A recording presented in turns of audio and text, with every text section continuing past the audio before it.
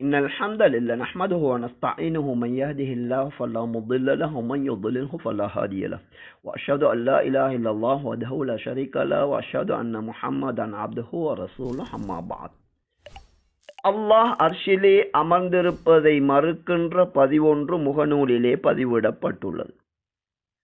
அதன் இறுதியிலே கலிமா சொல்லுகின்ற சமூகத்தின் முக்கிய இரு பிரிவுகளில் ஒன்றாகிய ஷியா பிரிவை சார்ந்த ஆலிம் ஒருவர், பெரும்பாலும் அப்படித்தான் நினைக்கின்றோம், அஹ்லு சுன்னா வல் ஜமா என்ற அடுத்த பிரிவில் உள்ள ஷாஃபி மதுஹபின் அறிஞர்களில் ஒருவர் இப்னு ரிஃபா என்பவர்.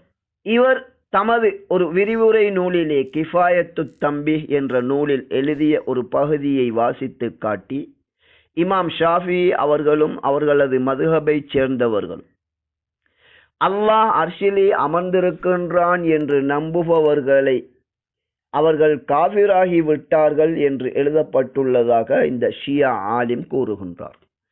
இந்த முகநூல் பதிவை முன்வைத்து இவர் கூறுவது சரியானதா என கேள்வி தொடுக்கப்பட்டுள்ளது.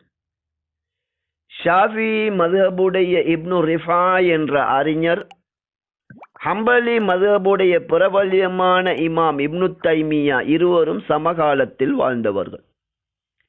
அல்லாஹ் அர்ஷிலே அமர்ந்திருக்கின்றான் என்ற உண்மையை இமாம் இப்னு தைமியா அவர்கள் கூறியிருக்கின்றார்கள். அதனை மறுத்து வாதிடுபவராக இந்த இப்னு ரிஃபா இருந்திருக்கின்றார் என்பது இங்கு எடுத்து காட்டப்பட்ட நூலிலிருந்து நாம் அறிய முடிகின்றது.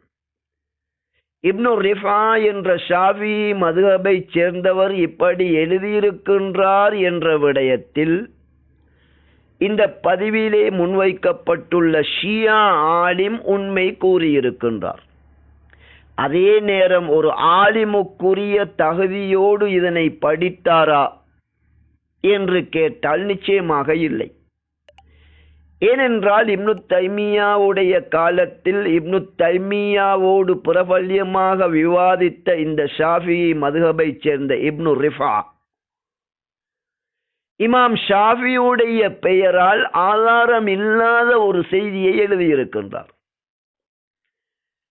அதாவது காஃபிர்களுக்கு பின்னால் தொழக்கூடாது என்று ஷாஃபி மதுஹபை சேர்ந்த மற்றொரு அறிஞர் எழுதிய வார்த்தைக்குத்தான் இவர் விளக்கம் எழுதுகின்றார்.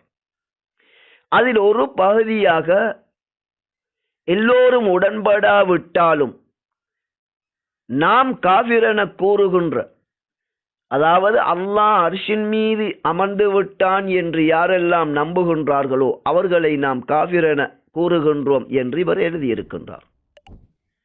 இமாம் ஷாஃபி அவர்கள் இதனை நேரடி வார்த்தையில் எழுதியிருப்பதாக இமாம் காதி ஹுசைன் எழுதியிருப்பதாக இவர் கூறுகின்றார். ஆனால் எந்த நூலிலே எழுதியிருப்பதாக எடுத்து காட்டப்பட்டுள்ளதா? ஏனைய ஷாஃபி மதுஹபுடைய அறிஞர்கள் இப்படி இமாம் ஷாஃபி கூறுவதாக ஏற்றுக்கொள்ளுகின்றார்களா? அல்லாஹ் அர்ஷிலே அமர்ந்திருக்கின்றான் என கூறுபவர் காஃபிர் என்பதை ஷாஃபி மதுஹபுடைய முக்கிய அறிஞர்கள் ஏற்றிருக்கின்றார்களா? இது நாம் இங்கே சிந்திக்க வேண்டிய கேள்வி. சுருக்கமாக இது பற்றி கூறுவதென்றால், இந்த பதிவில் இணைக்கப்பட்டுள்ள ஷியா ஆலிம் கூறுவது போன்று சலஃப் எனப்படுகின்ற முன் சென்ற நல்லறிஞர்கள் அனைவருமே அல்லாஹ் அர்ஷிலே அமர்ந்திருப்பதாக கூறுவதை குஃபுர் என நம்பினார்கள் என கூறுவது முற்றிலும் பொய்யாகும், ஆதாரமில்லாத செய்தியாகும். உண்மை என்ன என்பதை இந்த சலஃபுகளில் ஒருவராகிய ஷாஃபி மதுஹபின் தஃப்சீர்கள் எழுதிய அறிஞர்களிலே முதல் நிலை அறிஞரான இமாம் இப்னு கசீர் அவர்கள் தங்களது தஃப்சீரிலே அல்லாஹ் அர்ஷிலே அமர்ந்து விட்டான் என்பது குர்ஆனிலே பல்வேறு இடங்களில் கூறப்பட்டுள்ளது. அதில் ஒரு இடம் 7வது அத்தியாயத்தின் 54வது வசனம். இந்த இடத்திலே விளக்க உரை எழுதும் போது சலஃபுகள் எப்படி நம்பினார்கள், ஷாஃபி மதுஹபுடைய நம்பிக்கை எப்படி இருக்கின்றது என்பதை மிகச் சுருக்கமாக இமாம் இப்னு கசீர் அவர்கள் எழுதியிருக்கின்றார்கள். இந்த உண்மைக்கு முரணாகத்தான் இமாம் இப்னு தைமியாவோடு உண்மையை மறுத்து வாதித்த ஷாஃபி மதுஹபுடைய அறிஞர்களில் ஒருவரான இப்னு ரிஃபா என்பவர் தங்களது கிஃபாயா என்ற நூலிலே எழுதியிருக்கின்றார். புரிந்து கொள்ள வேண்டிய விடயம், இமாம் ஷாஃபி அவர்களுடைய பெயரால் அல்லாஹ் அர்ஷிலே அமர்ந்திருப்பதாக யார் நம்புகின்றானோ அவன் காஃபிராகி விட்டான் என இந்த மிக ஷாஃபி மதுஹபிலே திறமை வாய்ந்த இப்னு ரிஃபா எழுதியிருப்பது ஆதாரமற்றதாகும், இமாம் ஷாஃபியுடைய நம்பிக்கைக்கு முரணானதாகும், அல்லாஹுடைய வஹியாகிய குர்ஆன் சுன்னாவிற்கு முரணானதாகும்.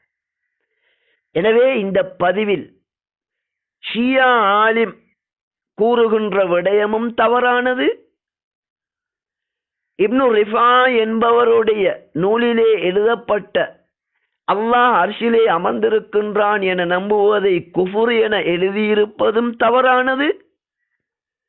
இதனை ஒரு பதிவாக முகநூலிலே 10 விடயங்களை கேள்விகள் தொடுத்து எழுதப்பட்டிருப்பது முற்றிலுமே குர்ஆன் சுன்னாவிற்கு முரணான வழிகட்ட நம்பிக்கையாகும்.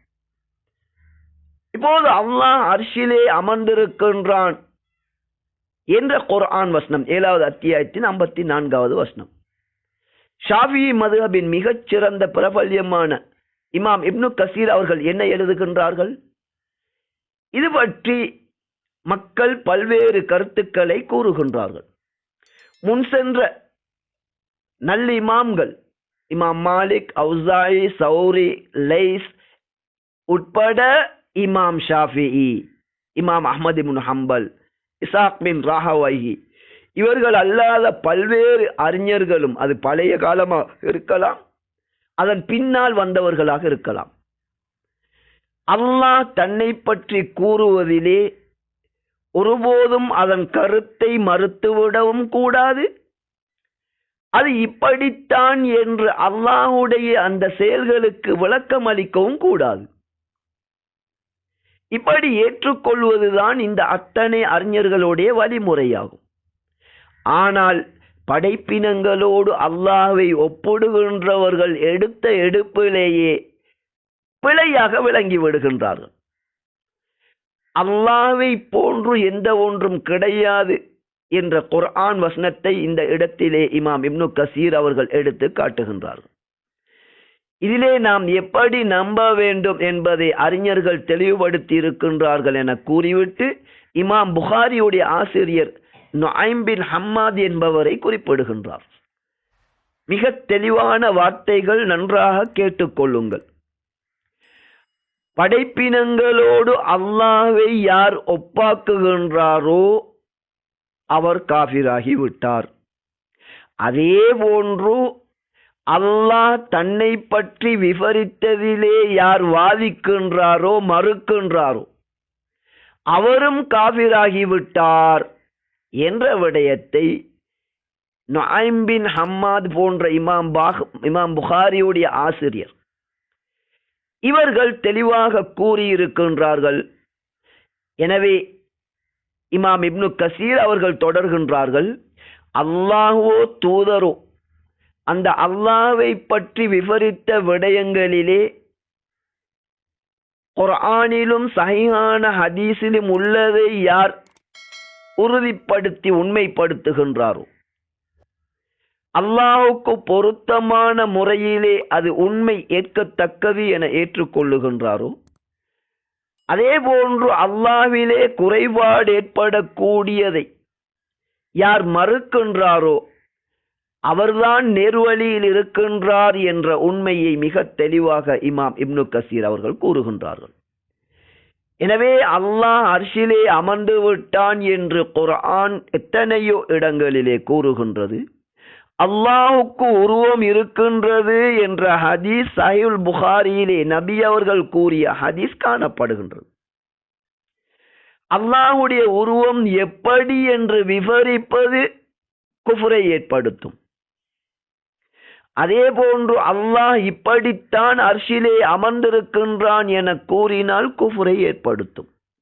அதே நேரத்தில் அல்லாஹ் அர்ஷிலே அமர்ந்திருக்கின்றான் என்பதை ஒருவன் மறுத்தால் அவன்தான் காஃபிராகுவானே ஒழிய அல்லாஹ் அர்ஷிலே அமர்ந்திருக்கின்றான் என்று அல்லாஹ் கூறிய விடயம், அல்லாஹுக்கு உருவம் இருக்கின்றது என்று நபி அவர்கள் கூறிய புகாரியில் உள்ள ஹதீஸ், இவற்றை தெரிந்ததன் பிறகு மறுப்பதென்பது குஃப்ரை ஏற்படுத்தும் என்பதை நேர்வழி நடக்கின்ற ஆலிம்களிலே இமாம் புகாரியுடைய ஆசிரியர்களும் ஒருவர் என்பதே உண்மையாகும்.